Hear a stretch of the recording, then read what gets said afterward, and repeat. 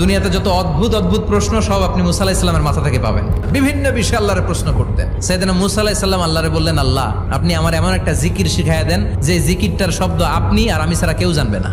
দিনে রাতে সব সময় এই জিকির আমি করব, আপনারে ডাকবো, কিন্তু শর্ত হলো এই জিকিরটা জানবে শুধু আপনি আর জানবো শুধু আমি। আল্লাহ বললেন, মুসা পড়ো লা ইলাহা ইল্লাল্লাহ। মুসা আলাইহিস সালাম কয়, মাবুদ এটা তো জাতীয় জিকির, সবাই জানে। আমি তো চাইছি এক্সেলেন্ট একটা জিকির, কারো কাছে নাই, শুধু আমি জানবো আর আমি পড়বো। আল্লাহ বললেন, মুসা এই লা ইলাহাকে যদি এক পাল্লায় রেখে দাও, তাম বিশ্ব, 7 আকাশ 7 জমিনটারে তুলে যদি তুমি আরেক পাল্লায় রেখে দাও, লা রাজাহাত কাফাতু লা ইলাহা ইল্লাল্লাহ, মুহূর্তের মধ্যে লা ইলাহার পাল্লা ভারী হয়ে যাবে। ও মুসা, তুমি যতই এক্সক্লুসিভ জিকির চাও, লা ইলাহার চেয়ে দামি জিকির আমার কাছে নাই।